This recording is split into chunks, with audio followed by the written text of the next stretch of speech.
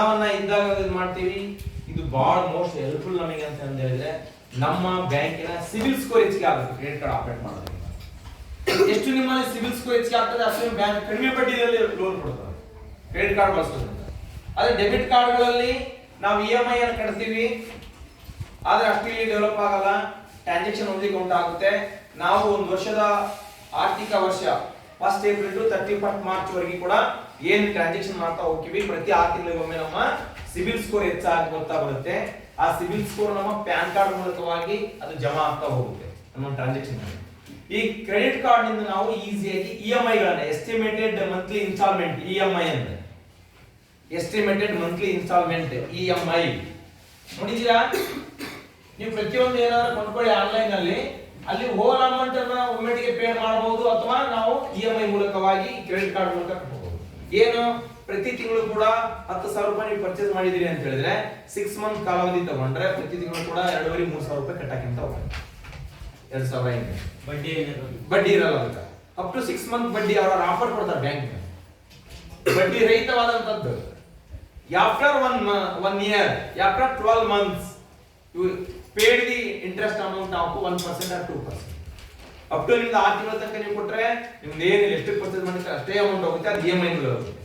ಬಜಾಜ್ ಫಿನ್ಸರಿ ಅಂತ ಒಂದಿದೆ, ಹೇಳಿದ್ರೆ ಆ ಬಜಾಜ್ ಫಿನ್ಸರಿಗೆ ಕ್ರೆಡಿಟ್ ಕಾರ್ಡ್ ಕೂಡ ಇದೇ ರೀತಿಯಲ್ಲಿ ನಾವು ಕೊಡಬಹುದು. ಇವುಗಳು ಏನ್ ಲಾಭ ಅಂದ್ರೆ ದೊಡ್ಡ ಮೊತ್ತದ ಹಣ 1,00,000 ರೂಪಾಯಿ ಒಂದು ಏನಾದ್ರೂ ಮನೆಗೆ ಸುಮಾರು ತಗೊಂಡ್ಬಿಟ್ಟಿರ್ತೀವಿ, 1,00,000 ರೂಪಾಯಿ ಒಮ್ಮೆಗೆ ಕಟ್ಟಲಿಕ್ಕೆ ಆಗಲ್ಲ. ಅವಾಗ EMI ಮೂಲಕ ನಾವು ಎಸ್ಟಿಮೇಟೆಡ್ ಮಂತ್ಲಿ ಇನ್ಸ್ಟಾಲ್ಮೆಂಟ್ ಮೂಲಕ ಈಸಿಯಾಗಿ ಮೊಬೈಲ್ ತಗೊಂಡಿರ್ತೀವಿ. ಹೆಚ್ಚಿಗೆ ಮೊಬೈಲ್ ಪರ್ಚೇಸಿಂಗ್ ಹೆಲ್ಪ್ ಆಗುತ್ತೆ. ನೀವು ಒಮ್ಮೆಗೆ 30,000 ರೂಪಾಯಿ ಮೊಬೈಲ್ ತಗೊಳಕ್ ಆಗಲ್ಲ. ನೀವು ತಿಂಗಳ ಎಷ್ಟು ಬರುತ್ತೆ 30,000ಕ್ಕೆ ಅದನ್ನ ನೀವು ಡಿವೈಡ್ ಮಾಡಿ ಒಂದು ತಿಂಗಳ ಎಷ್ಟು ಅಂತ ಅಲ್ಲಿ ಬರುತ್ತೆ, ಆಪ್ಷನ್ ಬಂದ್ಬಿಡ್ತದೆ. 6 ಮಂತ್ ಆದ್ರೆ 3,200 ರೂಪಾಯಿ, 12 ಮಂತ್ಸ್ ಆದ್ರೆ 2,100 ರೂಪಾಯಿ, ಹಿಂಗೆಲ್ಲ ಆಪ್ಷನ್ ಬರುತ್ತೆ. ನೀವು ಇದನ್ನ ಕ್ಲಿಕ್ ಮಾಡಿದ್ರೆ ಒಂದು ತಿಂಗಳು ಕಟ್ಟಾಕತಿ, ನಿಮ್ಮ ಅಕೌಂಟ್ ಇಂದ ತಿಂಗಳ ಅಷ್ಟೇ ಕಟ್ಟಾಗುತ್ತೆ, ಹೆಚ್ಚಿಗೆ ಕಟ್ಟಲ್ಲ ವಿತೌಟ್ ಇಂಟ್ರೆಸ್ಟ್. ಆಫ್ಟರ್ 12 ಮಂತ್ಸ್ 12 ತಿಂಗಳ ನಂತರದಲ್ಲಿ ಮತ್ತೆ ನಿಮಗೆ ಬಡ್ಡಿ ಬೀಳುತ್ತೆ. ನಿಮ್ಮಲ್ಲಿ ಕಟ್ಟಕ್ ಆಗಲಿಲ್ಲ ಬಡ್ಡಿ ಸಹಿತ ಆಮೇಲೆ ಕಟ್ಟಬಹುದು. ಅದು ಹೆಚ್ಚಾಗುತ್ತೆ, 30,000 ಒಂದು 2,500-3,000 ರೂಪಾಯಿ ಹೆಚ್ಚಿನ ಮೊತ್ತದಲ್ಲಿ ನೀವು ಕಟ್ಟಬಹುದು. ಇದು ನಮಗೆ ಯಾವುದೇ ಸರಕು ಮತ್ತು ಸೇವೆಗಳನ್ನ ಕೊಂಡ್ಕೊಳ್ಳಿಕ್ಕೆ ಮಾಡಲಿಕ್ಕೆ ಬರ್ತದೆ. ಈ ಕ್ರೆಡಿಟ್ ಕಾರ್ಡ್ ಅನ್ನು ನಾವು ನಗದು ರೂಪದಲ್ಲಿ ಬಿಡಿಸಲು ಬರುವುದಿಲ್ಲ. ಕ್ರೆಡಿಟ್ ಕಾರ್ಡ್ ನ ರೊಕ್ಕ ಐತಿ ಅಂತ ಹೇಳಿ ATM ನಾನು ಒಂದ್ಸಲ ಬಿಡಿಸ್ಕೊಂಡ್ಬಿಟ್ಟು ಗೊತ್ತಿಲ್ಲ 4,000 ರೂಪಾಯಿನ ತಗ 800 ರೂಪಾಯಿ ಪೆನಾಲ್ಟಿ ಇರುತ್ತೆ. 4,000 ರೂಪಾಯಿ ಬಿಡಿಸ್ಕೊಂಡು ಅವತ್ತಿಂದ 10% ಬಿಡಿಸ್ಕೊಳಕ್ಕೆ ಹೋಗುದಿಲ್ಲ. Only for the purchasing of the goods ಇದು ಪ್ಲಸ್ ಪಾಯಿಂಟ್ ಕ್ರೆಡಿಟ್ ಕಾರ್ಡ್, ಇದು ನಿಮಗೆ ಗೊತ್ತಿರಲಿ. ಆದ್ರೆ ಡೆಬಿಟ್ ಕಾರ್ಡ್ ಏನಪ್ಪಾ ಅಂತ ಹೇಳಿದ್ರೆ ಚೆಕ್ ಅನ್ನು ನಾವು ತೆಗೆದುಕೊಂಡು ಡೆಬಿಟ್ ಕಾರ್ಡ್ ಅನ್ನು ನಾವು ಬ್ಯಾಂಕಿಗೆ ಹೋದಾಗ ಈ ಚೆಕ್ ಅನ್ನ ಜಮಾ ಮಾಡ್ತೀವಿ. ಇಲ್ಲಿ ಜಮಾ ಆದ ತಕ್ಷಣ ಇದ್ರ ಮೂಲಕ ಬಿಡಿಸ್ಕೊಳ್ತೀವಿ. ಈ ಡೆಬಿಟ್ ಕಾರ್ಡ್ ನಮಗೆ ಈ ಬ್ಯಾಂಕ್ ಗಳಲ್ಲಿ ಪೇಪರ್ಲೆಸ್ ಟ್ರಾನ್ಸಾಕ್ಷನ್ ಅಂತ ಕರಿತೀವಿ. ಈಗ ವಿತ್ಡ್ರಾವಲ್ ಸ್ಲಿಪ್ ಇವೆಲ್ಲ ಜಮಾ ಡೆಪಾಸಿಟ್ ಸ್ಲಿಪ್ ಎಲ್ಲ ತುಂಬ್ತೀವಲ್ಲ, ಅದು ತುಂಬಾ ಅವಶ್ಯಕತೆ ಇಲ್ಲ. ಈ ಒಂದು ಮಷಿನ್ ಬಂದದೆ, ಹೋದ ತಕ್ಷಣ ಹಿಂಗ್ ಸ್ವಿಪ್ ಮಾಡ್ತಾರೆ, ನಿಮ್ಮ ಪಾಸ್ವರ್ಡ್ ಹಾಕ್ಬಿಟ್ರೆ ಎಷ್ಟು ಡೆಪಾಸಿಟ್ ಮಾಡ್ತೀರಿ ವಿತೌಟ್ ಸ್ಲಿಪ್ ಅನ್ನ ಡೆಪಾಸಿಟ್ ಮಾಡಬಹುದು. ಎಷ್ಟು ನೀವು ವಿತ್ಡ್ರಾವಲ್ ಮಾಡ್ತೀರಿ ATM ಇಂದನೇ ಬ್ಯಾಂಕಿಗೆ ಹೋದ್ರು ಕೂಡ ಯಾವುದೇ ಸ್ಲಿಪ್ ಅನ್ನು ತುಂಬದೇನೆ ಈ ಡೆಬಿಟ್ ಕಾರ್ಡ್ ತಗೊಂಡೋಗಿ ಸ್ಲಿಪ್ ಮಾಡಿ ನಿಮ್ಮ ಪಾಸ್ವರ್ಡ್ ಹಾಕಿ ಅಪ್ ಟು ನೀವು 1,50,000 ಹಿಂಗೆಲ್ಲ ರೊಕ್ಕ ಬಿಡಿಸಬಹುದು. ಈಗೆಲ್ಲ ಪೇಪರ್ಲೆಸ್ ಟ್ರಾನ್ಸಾಕ್ಷನ್ ಇಂದ ಹೆಲ್ಪ್ ಆಗ್ತಾ ಇದೆ ಬ್ಯಾಂಕ್ ಗಳಲ್ಲಿ. This is the debit card and credit card and also the passbook, ನಿಮ್ಮ ಖಾತೆಯ ಸಂಪೂರ್ಣ ಮಾಹಿತಿ ಹೊಂದಿರುವಂತ ಪಾಸ್ಬುಕ್. ಇದಾದ ನಂತರದಲ್ಲಿ RTGS ಫಾರ್ಮ್, ನೀವುಗಳು ನಿಮ್ಮ ಖಾತೆಯಲ್ಲಿ ಇರತಕ್ಕಂತ ಹಣವನ್ನು ಇನ್ನೊಬ್ಬರಿಗೆ ವರ್ಗಾಯಿಸಬೇಕಾದ್ರೆ ಈ ರೀತಿ RTGS ಫಾರ್ಮ್ ಗಳನ್ನ ಮತ್ತೆ ಡೆಪಾಸಿಟ್ ಫಾರ್ಮ್ ಗಳನ್ನ ಕ್ರೆಡಿಟ್ ಕಾರ್ಡ್ ಡೆಬಿಟ್ ಕಾರ್ಡ್ ಗಳನ್ನ ನಾವು ಬ್ಯಾಂಕಿಗೆ ಒಯ್ದು ಇಷ್ಟು ನಾವು ಬ್ಯಾಂಕ್ ವ್ಯವಹಾರನ ಮಾಡಿದ್ರೆ ಏನಾಗುತ್ತೆ ನಮಗೆ ಒಂದು ನಾಲೆಜ್ ಬರುತ್ತೆ. ಗೊತ್ತಾಯ್ತಾ? ಈಗೆಲ್ಲ ಎಲ್ಲರಿಗೂ ಗೊತ್ತಾಯ್ತಾ? ಚೆಕ್ ಅಂದ್ರೆ ಏನು, ಪಾಸ್ಬುಕ್ ಅಂದ್ರೆ ಏನು, ಕ್ರೆಡಿಟ್ ಕಾರ್ಡ್ ಅಂದ್ರೆ ಏನು, ಡೆಬಿಟ್ ಕಾರ್ಡ್ ಅಂತ ಗೊತ್ತಾಯ್ತಾ? ಡೆಬಿಟ್ ಕಾರ್ಡ್ ಯಾವಾಗ ಯೂಸ್ ಮಾಡ್ತೀವಿ ಹೇಳ್ಬೇಕಲ್ಲ, ನಮ್ಮ ಖಾತೆಯಲ್ಲಿ ಹಣ ಇದ್ದಾಗ ಯಾವಾಗ ಯೂಸ್ ಮಾಡ್ತೀವಿ, ಮಾತ್ರ ಡೆಬಿಟ್ ಕಾರ್ಡ್ ಬರುತ್ತೆ. ಈ ಕ್ರೆಡಿಟ್ ಕಾರ್ಡ್ ಯಾವಾಗ ಬರುತ್ತೆ, ಉದ್ರಿ ಖರೀದಿಗಾಗಿ. ನಮ್ಮ ಖಾತೆಯಲ್ಲಿ ಹಣ ಇಲ್ಲದಿದ್ರು ಕೂಡ ಇದು ನಮಗೆ ಬ್ಯಾಂಕ್ ವ್ಯವಸ್ಥೆ ಕಲ್ಪಿಸಿಕೊಡ್ತದೆ. ಒಂದು ಲಿಮಿಟ್ ಇರುತ್ತೆ 28,000-30,000 ಗಟ್ಟಲೆ. ನಾವುಗಳು ಅದನ್ನ ಬಿಲ್ಲಿಂಗ್ ಟೈಮ್ ಪೀರಿಯಡ್ ನಲ್ಲಿ ಅವಕಾಶ ಇದ್ರೆ ಅಷ್ಟು ಕಟ್ಟಬಹುದಿಲ್ಲ ಅಂದ್ರೆ EMI ತಗೊಂಡು ಈಸಿಯಾಗಿ ಕಟ್ಟಬಹುದು. ಇದು ಖರೀದಿಗಾಗಿ, ವಸ್ತುಗಳ ಖರೀದಿಗಾಗಿ ಇದು ಮೋಸ್ಟ್ ಹೆಲ್ಪ್ಫುಲ್ ಆಗುತ್ತೆ. ಇದು ನಗದು ರೂಪದ ಹಣವನ್ನ ವಿತ್ಡ್ರಾವಲ್ ಮಾಡ್ಲಿಕ್ಕೆ ಆತರ ಮಾಡ್ಲಿಕ್ಕೆ ಇದರಲ್ಲಿ ಅವಕಾಶ ಇರುತ್ತೆ. ಆದ್ರೆ ಹೆಚ್ಚಿನ ಸೇವಾ ಶುಲ್ಕಗಳು ನನಗೆ ಗೊತ್ತಿಲ್ಲ ಬಿಡು, ಹೆಂಗಾದ್ರೆ ಒಂದು ತಿಂಗಳ ಆಗಿನ ಕಟ್ಟಿದ್ರೆ ಎಮರ್ಜೆನ್ಸಿ ಬೇಕು ಅಂತ 4,000 ಬಿಡಿಸ್ಬಿಟ್ಟೆ. ಈ ಒಮ್ಮೆಗೆ ಆ ಅಮೌಂಟ್ ಇಂದ ಸೇವಾ ಶುಲ್ಕ ನೋಡ್ಬಿಟ್ರೆ ನನಗೆ 800 ರೂಪಾಯಿ ಸುಮ್ಮನೆ ಹೋಗ್ಬಿಡ್ತಾವ, ಅಷ್ಟು ಕಾಟ್ಲಿ ಇದೆ ಸೇವಾ ಶುಲ್ಕ. ಅದಕ್ಕೆ ಅದರಲ್ಲಿ ಸೂಚನೆ ಕೊಟ್ಟಿರ್ತಾರೆ ಈ ಕ್ರೆಡಿಟ್ ಕಾರ್ಡ್ಗಳನ್ನ ನಗದು ರೂಪದಲ್ಲಿ ಬಳಸಿದ್ರೆ ಹೆಚ್ಚಿನ ಸೇವೆ ಬರ್ತದೆ. ಇದು ನಗದು ರೂಪಕ್ಕೆ ಇದು ಅನ್ವಯಿಸುವುದಿಲ್ಲ ಅಂತ ಕೊಟ್ಟಿರ್ತಾನೆ ಇನ್ಸ್ಟ್ರಕ್ಷನ್, ಅದನ್ನ ನಾವು ನೋಡಬೇಕು. ಓಕೆನಾ? ಇಷ್ಟು ನಮಗೆ ಬ್ಯಾಂಕಿನ ವ್ಯವಹಾರದ ಬಗ್ಗೆ, ಕ್ರೆಡಿಟ್ ಕಾರ್ಡ್ ಡೆಬಿಟ್ ಕಾರ್ಡ್ಗಳ ಬಗ್ಗೆ ಆಯ್ತು. ಈಗ ನೆಕ್ಸ್ಟ್ ನಾವು ದಿ ಫಂಕ್ಷನ್ಸ್ ಆಫ್ ಮನಿ ಬಗ್ಗೆ ನೋಡೋಣ. ಹಣದ ಕಾರ್ಯಗಳು. What is the functions of ಮನಿ? ಈ ಚೆಕ್ ಗೊತ್ತಾಯ್ತಲ್ಲ, ಯಾಕೆ ಚೆಕ್ ರಚನೆ ಮಾಡೋದಕ್ಕೆ ಅಂತ. ನೀವು ಮನೆಗೆ ಹೋಗಿ ನಿಮ್ಮ ಅಪ್ಪರ ಹತ್ರ ಯಾವ ತರ ಚೆಕ್ ಸಿಕ್ಕಿದ್ರೆ ಹೋಗಿ ನೋಡ್ತೀರಾ? ಹೋಗಿ ನೋಡಿ, ನನಗೆ ಸರ್ ನಾನು ಚೆಕ್ ಬುಕ್ ನೋಡಿದೆ, ಅದನ್ನ ಒಂದು ಈಸಿಯಾಗಿ ಬುಕ್ನೇ ಬಿಡಿಸ್ಕೊಂಡು ಅದನ್ನ ನೀವು ನಾಳೆ ಬರ್ಕೊಂಡ್ಬರ್ಬೇಕು, ಇಲ್ಲ ಜೆರಾಕ್ಸ್ ಮಾಡ್ಕೋಬೇಕು. ಎಂಟಿ ಚೆಕ್ ನ ನೀವೊಂದು ಬರ್ಕೊಂಡ್ಬರ್ತೀರಾ. ನಾಳೆ ನ್ಯೂ ಇಯರ್ ಐತಿ, ಹೊಸ ಡೇಟ್ ಹಾಕಿ ಬರ್ಕೊಂಡ್ಬರ್ತೀರ. ಯಾರ ಮನೆಗಿದೆ ಒಂದು ಚೆಕ್ ಜೆರಾಕ್ಸ್ ಮಾಡಿಸ್ಕೊಳ್ರಿ, ಇಲ್ಲ ನೀವೇ ಒಂದು ವೈಟ್ ಪೇಪರ್ ಬರ್ಕೊಳ್ರಿ, ಬಾಕ್ಸ್ ಹಾಕಿ ಚೆಕ್ ಹಿಂಗೆ ಬರ್ಕೊಳ್ರಿ, ಅದ್ರ ಮೇಲೆ ಬರ್ಕೊಂಡ್ಬರ್ಬೇಕು. ಗೊತ್ತಾಯ್ತಾ? ಈ ರೀತಿಯಲ್ಲಿ ನೀವು ಚೆಕ್ ಅನ್ನ ವ್ಯವಹಾರ ಮಾಡೋದನ್ನ ಗೊತ್ತಾಗಬೇಕು, ಪಾಲು ತುಂಬೋದು ನಿಮಗೆ ಗೊತ್ತಾಗಬೇಕು ಅನ್ನೋ ಉದ್ದೇಶದಿಂದ ನಾನು ಪ್ರಾರಂಭಿಸಿದೆ. ಇನ್ನು next, what is the functions of ಮನಿ? ಹಣದ ಕಾರ್ಯಗಳೇನು ನೋಡಿ. ಹಣ ಅಂತ ನಿಮಗೆ ಗೊತ್ತು. ಹಣವನ್ನ ನಾವು ವಿನಿಮಯ ಮಾಧ್ಯಮವನ್ನಾಗಿ ಉಪಯೋಗಿಸ್ತೀವಿ. ಆ ಉಪಯೋಗಿಸುವಂತ ಹಣವನ್ನ ಯಾವ ರೀತಿ ಅದು ಕಾರ್ಯನಿರ್ವಹಿಸ್ತದೆ, ಫಂಕ್ಷನ್ಸ್ ಆಫ್ ಮನಿ. ಅವುಗಳನ್ನ ಮೂರು ಪ್ರಕಾರದಲ್ಲಿ ಡಿವೈಡ್ ಮಾಡ್ತೀವಿ. The functions of money, there are the 3 types of the functions are there. The first one, ಮುಖ್ಯ ಕಾರ್ಯಗಳು, this is called main functions. ಹಣದ ಮುಖ್ಯ ಕಾರ್ಯಗಳು. ನೆಕ್ಸ್ಟ್, ಹಣದ ಪೂರಕ ಕಾರ್ಯಗಳು, ಹಣದ ಇತರೆ ಕಾರ್ಯಗಳು. ಮುಖ್ಯ ಕಾರ್ಯಗಳು, ಪೂರಕ ಕಾರ್ಯಗಳು ಮತ್ತೆ ಇತರ ಕಾರ್ಯಗಳು. ನೋಡಿ, ಇಷ್ಟು ಪ್ರಕಾರದಲ್ಲಿ ನಮಗೆ ಹಣ ಅಂದ್ರೆ ಗೊತ್ತಿತ್ತು. ಹಣ ಕೇವಲ ಒಂದು ವಿನಿಮಯ ಮಾಧ್ಯಮ ಅಂತ ಗೊತ್ತಿತ್ತು. ಓಕೆ, ಇದರ ಬೆಲೆ, ಇದರ ಮೌಲ್ಯ ನಾವು ಒಬ್ಬ ವ್ಯಕ್ತಿಯಿಂದ ಇನ್ನೊಬ್ಬ ವ್ಯಕ್ತಿಗೆ ನೇರವಾಗಿ ಕೊಡ್ತೀವಿ, ಬ್ಯಾಂಕ್ಗೆ ಡೆಪಾಸಿಟ್ ಮಾಡ್ತೀವಿ. ಸರಕುಗಳನ್ನ ಕೊಳ್ಳುವಾಗ, ಸರಕುಗಳನ್ನ ನಾವು ಏನಾದರೂ ಇದು ಮಾಡುವಾಗ ಇದನ್ನ ವಿನಿಮಯ ಮಾಧ್ಯಮವಾಗಿ ನಮಗೆ ಅವ್ರು ಕೊಟ್ಟರು, ನಾವು ಅದು ಪರ್ಯಾಯವಾಗಿ ಇದನ್ನು ಕೊಡ್ತೀವಿ. ಬರೀ ಇಷ್ಟಷ್ಟೇ ಗೊತ್ತಿತ್ತು ನಮಗೆ. ಆದ್ರೆ ಈ ಮೂರು ಪ್ರಕಾರದಲ್ಲಿ ಹಣ ಕೆಲಸ ಮಾಡ್ತದೆ. ಮುಖ್ಯ ಕಾರ್ಯಗಳು ಯಾವುವು, ಪೂರಕ ಕಾರ್ಯಗಳು ಯಾವುವು, ಮತ್ತೆ ಇತರ ಕಾರ್ಯಗಳು ಯಾವುವು ಅನ್ನೋದನ್ನ ಈಗ ತಿಳ್ಕೊಳ್ತಾ ಹೋಗೋಣ. ಇವತ್ತು ಹಣ ಅನ್ನುವಂಥದ್ದು ಕೇವಲ ಬ್ಯಾಂಕ್ಗಳ ಒಂದು ಮಟ್ಟದಲ್ಲಿ, ಹೆಚ್ಚಿನ ಮಟ್ಟದಲ್ಲಿ ಅದು ಬೆಳವಣಿಗೆ ಹೊಂದದೆ, ಅದು ಬಡ್ಡಿ ಸಮೇತ ನಮಗೆ ಹಣ ಬರ್ತದೆ. ನೀವು ಡೆಪಾಸಿಟ್ ಮಾಡಿಟ್ರೆ, ನಿಖರಿತವಾಗಿ FD ಫಿಕ್ಸ್ ಡಿಪಾಸಿಟ್ ಇಟ್ಟರೆ ನಿಮಗೆ ಅದರಿಂದ ಎಲ್ಲಾ ರೀತಿಯಾದಂತಹ ಲಾಭಾಂಶ ಬರ್ತದೆ. ಆದ್ರೆ ಹಣವನ್ನ ನಾವು ಇತರೆ ಹಂತದಲ್ಲಿ ಹೂಡಿಕೆ ಮಾಡಿದಾಗ ಅದು ತಂದೆ ಆದಂತ ಕೆಲಸವನ್ನು ಮಾಡ್ತದೆ ಹಣ. ಈಗ ನೋಡೋಣ ಹಣದ ಮುಖ್ಯ ಕಾರ್ಯಗಳು ಯಾವುವು ಅಂತೇಳಿ. ಈ ಮುಖ್ಯ ಕಾರ್ಯಗಳನ್ನ ಅಥವಾ ಪ್ರಾಥಮಿಕ ಕಾರ್ಯಗಳನ್ನು ಕರೀತಾರೆ, ಪ್ರೈಮರಿ ಫಂಕ್ಷನ್ಸ್ ಆಫ್ ಮನಿ. ಹಣದ ಮುಖ್ಯ ಕಾರ್ಯಗಳು ಅಂತಂದ್ರೆ ಒಂದು ವಿನಿಮಯ ಮಾಧ್ಯಮ ಅಥವಾ ಸಂದಾಯ ಸಾಧನವಾಗಿ ಹಣ ಕೆಲಸ ಮಾಡ್ತದೆ ಅನ್ನೋದು ಆಲ್ರೆಡಿ ನಿಮಗೆ ಮೊದಲು ಹೇಳಿದೆ. Money is the exchange media. ಹಣ ಅನ್ನುವಂಥದ್ದು ವಿನಿಮಯ ಒಂದು ಮಾಧ್ಯಮ, ಅದು ಸಂದಾಯ ಮಾಡುವಂತ ಸಾಧನ. ಹಣ ಇನ್ನೊಬ್ಬರಿಗೆ ನಾವು ಖರೀದಿಸಿದರ ಫಲವಾಗಿ ಸಂದಾಯ ಮಾಡುವಂತ ಮಾಧ್ಯಮ. ಉದಾಹರಣೆಗೆ ನೀವೀಗ ಒಂದು 50 ಕಿಲೋ ಮೆಕ್ಕೆಜೋಳ ಬೆಳೆದಿದ್ದೀರಿ, ನೀವು ಮಾರಾಟ ಮಾಡ್ತೀರಿ. ಆ ಮಾರಾಟಗಾರ ಏನ್ ಮಾಡ್ತಾರೆ, ನಿಮಗೆ ಚೆಕ್ ರೂಪದಲ್ಲಿ ಆದ್ರೂ ಕೊಡಬಹುದು, ನಗದು ರೂಪದಲ್ಲಿ ಆದ್ರೂ ಕೂಡ ನಿಮಗೆ ಹಣವನ್ನ ಕೊಡಬಹುದು. ನಿಮಗೆ ಸಂದಾಯ ಆದಂಗ ಆಯ್ತಾ? ನಿಮಗೆ ನೀವೇನ್ ಕೊಟ್ರಿ, ಅವನಿಗೆ ಮೆಕ್ಕೆಜೋಳ ಕೊಟ್ರಿ, ಅವ್ನು ನಿಮಗೆ ಏನ್ ಕೊಟ್ಟ, ಹಣ ಕೊಟ್ಟ. That is called the payment, ಸಂದಾಯ. ಆ 50,000 ರೂಪಾಯಿ ಹಣವನ್ನ ನಗದು ರೂಪದಲ್ಲಿ ಆಗುವುದು, ಚೆಕ್ ರೂಪದಲ್ಲಿ ಆಗುವುದು, ನೀವೇನ್ ಮಾಡ್ತೀರಿ, ಮತ್ತೆ ನೀವು ಅಗೇನ್ ನಿಮ್ಮ ಅಕೌಂಟ್ಗೆ ಡೆಪಾಸಿಟ್ ಮಾಡ್ತೀರಿ. 50,000 ಒಮ್ಮೆಗೆ ನಿಮ್ಮ ಹತ್ರ ಇಟ್ಕೊಳ್ಳೋಕ್ಕಾಗತ್ತ? ಮನೆಯಲ್ಲಿದ್ರೆ ಆರ್ಡರ್ ಕಾಟ, ಜೋಬ್ರಲ್ಲಿದ್ರೆ ಆರ್ಡರ್ ಕಾಟ, ಪಕ್ಕದಲ್ಲಿದ್ರೆ ಖರ್ಚು ಮಾಡ್ತೀವಿ ಬೇಗ ಅನ್ನೋದು. ಮತ್ತೆ ಮನೆಯಾಗ ಇರ್ತಕ್ಕಂಥವ್ರು ನನಗೆ ಹಣ ಕೊಡು ಅಂತ ಕಳಿಸ್ತಾರೆ, ಹೌದಿಲ್ಲ? ಹತ್ರ ಹಣ ಇದ್ರೆ ಅದು ಎಲ್ಲ ರೀತಿಯಲ್ಲೂ ತೊಂದರೆನೆ. ಅದನ್ನ ಮತ್ತೆ ನೀವು ನೇರವಾಗಿ ನಿಮ್ಮ ಖಾತೆಗಳಿಗೆ ನೀವು ಜಮಾ ಮಾಡ್ಕೋಬೇಕು. ಹಣವನ್ನ ಸುರಕ್ಷಿತವಾಗಿ ಇಸ್ಕೊಳ್ಬೇಕು. ಅವಶ್ಯಕತೆ ಇದ್ದಾಗ ಹಣವನ್ನ ನಾವು ಬಳಸಬೇಕು. ಅದು through the digital money, in the through of cheque, in through of cash, ನಗದು ರೂಪದಲ್ಲಿ, ಚೆಕ್ ರೂಪದಲ್ಲಿ ಅಥವಾ ಡಿಜಿಟಲ್ ಫೋನ್ ಪೇ, ಗೂಗಲ್ ಪೇಗಳ ಮೂಲಕವಾಗಿ. ಈ ರೀತಿ ಸರಕು ಮತ್ತು ಸೇವೆಗಳನ್ನ ಕೊಳ್ಳುವಾಗ ಹಣದ ಬಳಕೆಯನ್ನ ನಾವು ಇದು ಮಾಡ್ತಾ ಹೋಗ್ತೀವಿ. ಈ ಒಂದು ಮಾರುಕಟ್ಟೆ ಸರಕುಗಳ ಮತ್ತು ಸೇವೆಗಳ ಮಾರಾಟ ಮಾಡಲಿಕ್ಕೆ ಹಣ ಲಭ್ಯತೆ ಆಗ್ತದೆ. ಇದರ ಹಣವನ್ನು ನಾವು ಮಾರುಕಟ್ಟೆಯನ್ನ ವಿಸ್ತರಣೆ ಮಾಡ್ಕೊಳ್ಳಿಕ್ಕೆ ನಮಗೆ ಬಹಳ ಹೆಲ್ಪ್ ಆಗುತ್ತೆ. ಹಣ ಅಂದ್ರೆ ನಾವು ಮಾರಾಟ ಮಾಡ್ತಕ್ಕಂಥ ಹಂತದಲ್ಲಿ ಅದನ್ನ ಡೆವಲಪ್ಮೆಂಟ್ ಮಾಡ್ತೀವಿ. ನಮ್ಮ ವ್ಯಾಪಾರ ಸಣ್ಣದಿತ್ತು ಮೊದಲು, ನೀವು ಒಂದೇ ಸಣ್ಣ ಬಿಡಿ ಅಂಗಡಿ ಇಟ್ಟಿದ್ರಿ, ಒಳ್ಳೆ ಚೆನ್ನಾಗಿ ಡೆವಲಪ್ ಆದ್ರಿ.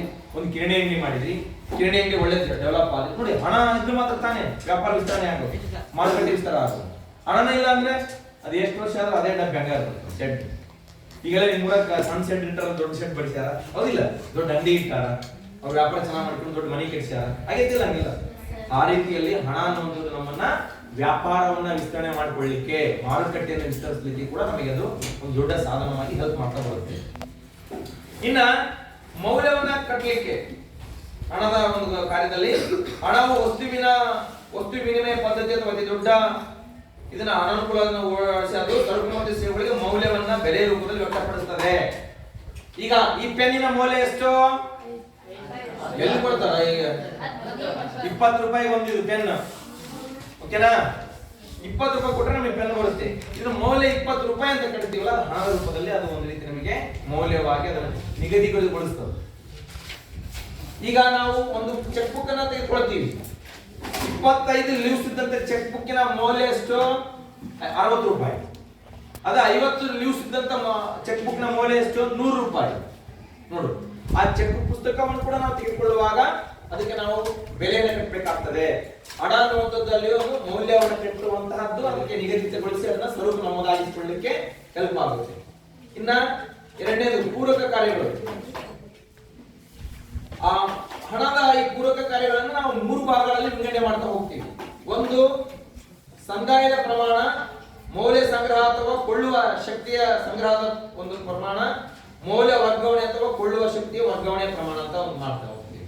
ಅಂದ್ರೆ ಇಲ್ಲಿ ಒಂದೇನು, ಭವಿಷ್ಯತ್ತಿನಲ್ಲಿ ನಾವುಗಳು ಸಾಲಗಾರರಾದಂತವರಿಗೆ ಸಾಲದ ರೂಪದಲ್ಲಿ, ನಾವು ಹಣದ ರೂಪದಲ್ಲಿ ಸಾಲ ತೆಗೆದುಕೊಂಡಿದ್ರೆ ಆ ಸಾಲವನ್ನು ಮುಗಿಸ್ಲಿಕ್ಕೆ ಕೂಡ ನಾವು ಹಣವನ್ನು ಬಳಸ್ತೀವಿ.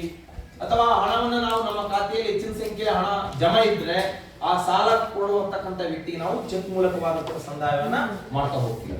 ಇವತ್ತಿನ ದಿನಮಾನಗಳಲ್ಲಿ ಎಲ್ಲರೂ ಕೂಡ ಮೊಬೈಲ್ ಇದೆ, ಎಲ್ಲರೂ ಕೂಡ ಫೋನ್ ಪೇ ಇದೆ, ಎಲ್ಲರೂ ಕೂಡ ಇವತ್ತಿನ ಮಾಡ್ತಾ ಹೋಗ್ತಾರೆ to use the digital money. ಹೌದಾ? ಯಾರು ಈ ಚೆಕ್ ಬುಕ್ ಅಲ್ಲಿ ಮರ್ತು ಬಿಟ್ಟರೆ ಚೆಕ್ ಬರೆಯದ ಮಾಡ್ತಾರೆ. ಯಾಕೆ? ಫೋನ್ ಪೇ, ಗೂಗಲ್ ಪೇ, ಆ ಪೇ, ಈ ಪೇ, ಪೇಟಿಎಂ, ಹೌದಿಲ್ಲ? ಎಲ್ಲಾ ರೀತಿಯಿಂದಲೂ ಕೂಡ ಇವತ್ತು ಡಿಜಿಟಲ್ ಬಂದಿರೋದ್ರಿಂದ ಇನ್ನು ಮುಂದೊಂದು ದಿನಮಾನ ಬರುತ್ತೆ. ಬ್ಯಾಂಕ್ಗಳಲ್ಲಿ ಕೂಡ ಈಗ ಪೇಪರ್ಲೆಸ್ ಮಾಡಿದ್ದಾರೆ.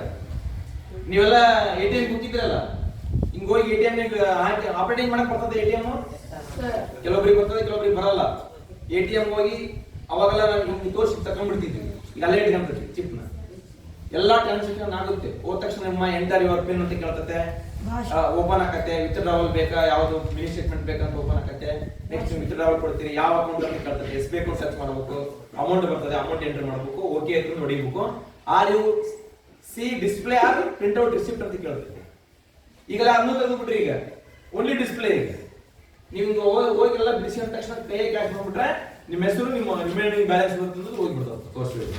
ಮೊದಲನೇ ಬರೋದು ಇಡೀ ಎಟಿಎಂ ಕಾರ್ಡ್, ಅದೇನು ಎಟಿಎಂ ಇರ್ತಕ್ಕಂಥ ರೂಮ್ ಎಲ್ಲ ಪೇಪರ್ ತುಂಬಿಟ್ಟಿರ್ತದೆ. ನೋಡಿದೆ, ಹಿಂಗೆ ತಗೊಳೋದು, ಹಿಂಗೆ ಮಾಡೋದು ಮಡ್ಚಿಂಗ್ ಬರ್ಸಿದೆ.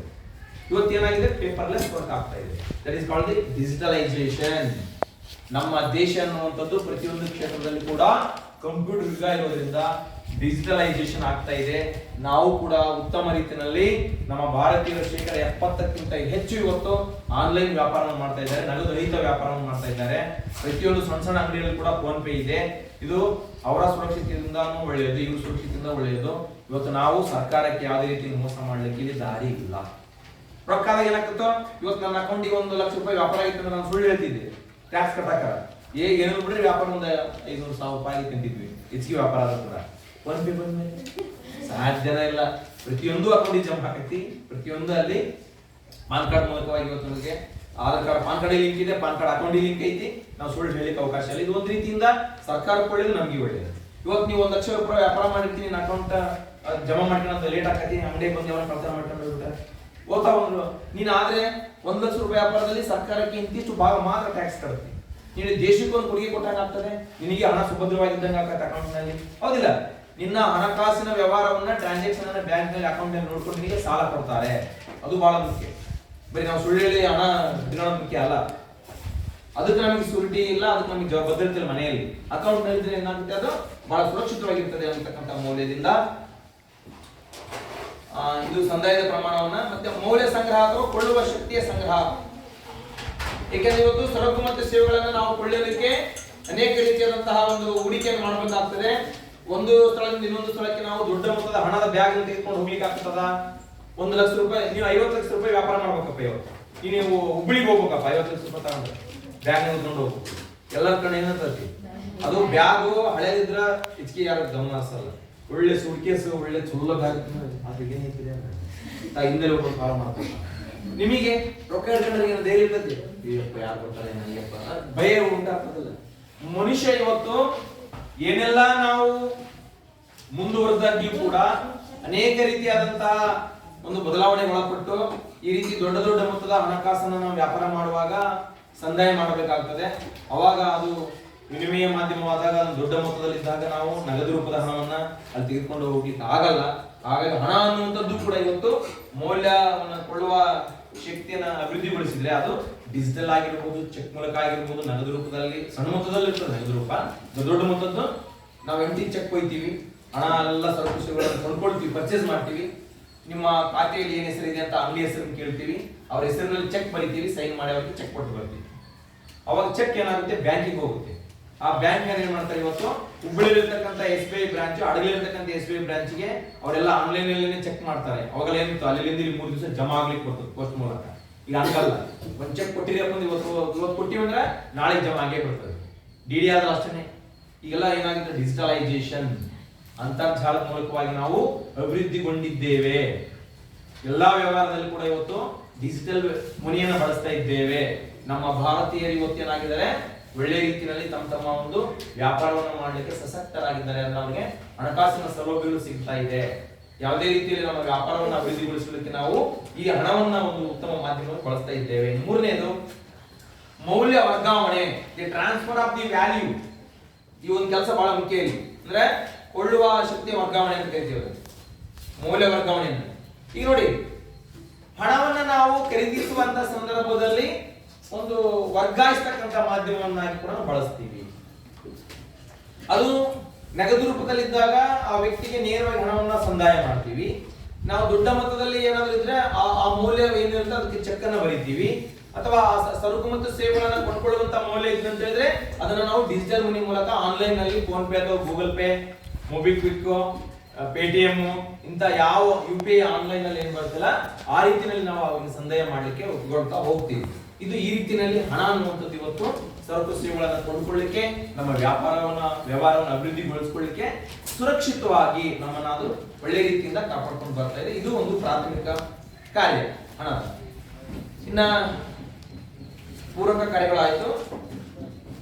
ಮೂರನೇದು ಇತರ ಕಾರ್ಯಗಳು. ಒಂದನೇದು ನಾನು ಹೇಳಿದ್ದು ಪ್ರಾಥಮಿಕ ಕಾರ್ಯ ಅಂದ್ರೆ ವಿನಿಮಯ ಸಂದಾಯ ಮಾಡಲಿಕ್ಕೆ ಬಳಸ್ತಕ್ಕಂಥದ್ದು, ಮೌಲ್ಯವನ್ನು ಕಟ್ಟತಕ್ಕಂಥದ್ದು. ಇವು ಪೂರಕ ಕಾರ್ಯಗಳು, ಸಂದಾಯದ ಪ್ರಮಾಣವನ್ನ, ಮೌಲ್ಯ ಸಂಗ್ರಹ ಮತ್ತೆ ಮೌಲ್ಯದ ವರ್ಗಾವಣೆ ಮಾಡತಕ್ಕಂಥದ್ದು. ಇನ್ನು ಇತರ ಕಾರ್ಯಗಳು, ಅದರ್ ಫಂಕ್ಷನ್ಸ್. ಸಾಲದ ತಳಹದಿ. ಹಣವು ಸಾಲದ ತಳಹದಿಯನ್ನು ರೂಪಿಸುತ್ತದೆ. ಚೆಕ್ ವ್ಯವಸ್ಥೆ ಅಥವಾ ಬ್ಯಾಂಕ್ಗಳ ಸಾಲ ನಿರ್ಮಾಣಕ್ಕೆ ಇದು ಅವಕಾಶವನ್ನು ಕೊಟ್ಟಿದೆ. ನೆಕ್ಸ್ಟ್ ಬಂಡವಾಳ ಉತ್ಪಾದಕತೆ ಹೆಚ್ಚಳ ಮಾಡ್ತದೆ. ಇತರ ಕಾರ್ಯಗಳಲ್ಲಿ ಎರಡೇ ಇದಾವು. ಒಂದನೇದು ಸಾಲದ ತಳಹದಿ. ನೀವು ಯಾವುದೇ ಬ್ಯಾಂಕ್ಗಳಲ್ಲಿ ಸಾಲವನ್ನು ತೆಗೆದುಕೊಳ್ಳುವಾಗ ಈ ಸಾಲ ತೆಗೆದುಕೊಳ್ಳುವಂತ ಸಂದರ್ಭದಲ್ಲಿ ನಿಮ್ಮ ಖಾತೆಯ ಚೆಕ್ಗಳಲ್ಲಿ ಸೂರಿಟಿ ಭದ್ರತೆಗಾಗಿ ಕೊಡಬೇಕು. ಯಾಕೆ? ನೀವು ಪ್ರತಿ ತಿಂಗಳು ಕೂಡ ಬಡ್ಡಿ ಸಹಿತ EMI ಅನ್ನು ಕಟ್ತಾ ಇರ್ತೀರಿ. ನೀವು ತೆಗೆದುಕೊಂಡಂತ ಸಾಲವನ್ನ 3 ತಿಂಗಳು ಅಥವಾ 4 ತಿಂಗಳು ತೆಗೆದುಕೊಳ್ಳಲು ತಪ್ಪಿದಾಗ ನಿಮ್ಮ ಎಂಟಿ ಚೆಕ್ ನಲ್ಲಿ ಅವರು ನೀವು ಸೈನ್ ಮಾಡಿಸಿಕೊಂಡಿರ್ತಾರೆ.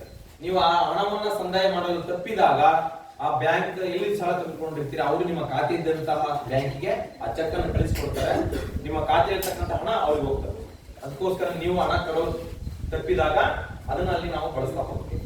ಈ ರೀತಿಯಲ್ಲಿ ಕೂಡ ಸಾಲವನ್ನ ಕಟ್ಟುವಂತ ತಳಹದಿಯಾಗಿ ಕೂಡ ಈ ಒಂದು ಹಣ ನಮಗೆ ಹೆಲ್ಪ್ ಆಗುತ್ತೆ. ಚೆಕ್ ಗಳನ್ನ ನಾವು ಭದ್ರತೆಯಾಗಿ ಕೊಡೋದು ದೃಷ್ಟಿಯಿಂದ. ನೆಕ್ಸ್ಟ್ ಅನದರ್ ಫಂಕ್ಷನ್, ಇತರೆ ಕಾರ್ಯಗಳಲ್ಲಿ ಇನ್ನೊಂದು ಏನಪ್ಪಾ ಅಂದ್ರೆ ಬಂಡವಾಳದ ಉತ್ಪಾದನೆ ಹೆಚ್ಚಳ ಮಾಡ್ತದೆ. ಬಂಡವಾಳದ ರೂಪದಲ್ಲಿ ಹಣವನ್ನು ಹಲವಾರು ರೂಪಗಳಲ್ಲಿ ತೊಡಗಿಸಿಕೊಳ್ಳಲಿಕ್ಕೆ ಅವಕಾಶ ಇದೆ. ಭದ್ರತೆಯ ಲಕ್ಷಣಗಳ ಬಂಡವಾಳವನ್ನು ಅದು ಹೆಚ್ಚಿಸಿ ಮಾಡ್ತದೆ, ಉತ್ಪಾದಕತೆಯನ್ನು ಹೆಚ್ಚಿಸಲಿಕ್ಕೆ ಇದು ಸಹಾಯಕಾರಿ ಆಗ್ತದೆ. ವರ್ಗಾವಣೆ ಏನಂದ್ರೆ ಬಂಡವಾಳದ ಉತ್ಪಾದಕತೆ ಹೆಚ್ಚಳ ಮಾಡ್ತದೆ ಹಣ. ಇವತ್ತು ನೋಡಿ, ಯಾವುದೇ ವ್ಯಾಪಾರವನ್ನ ನಾವು ಪ್ರಾರಂಭ ಮಾಡ್ಬೇಕಾದ್ರೆ ಮುಖ್ಯವಾಗಿ ಏನ್ ಬೇಕಂತ ಹೇಳಿದ್ರೆ ನಾನು ಕ್ಯಾಪಿಟಲ್ ಬಂಡವಾಳ ಬೇಕು. ಅದನ್ನ ನಾವೇನ್ ಮಾಡ್ಬೇಕು? ದಟ್ ಇಸ್ ಕಾಲ್ಡ್ ಇನ್ವೆಸ್ಟ್ಮೆಂಟ್, ಹೂಡಿಕೆ ಮಾಡಬೇಕು. ಹಣವನ್ನ ಗಳಿಸಿದಂತಹ ಬಂಡವಾಳವನ್ನ ನಾವು ಸುಮ್ಮನೆ ಇಟ್ಕೊಳ್ಳಂಗಿಲ್ಲ. ಅದು ಹಣದ ರೂಪದಲ್ಲಿ ಇರುತ್ತೆ.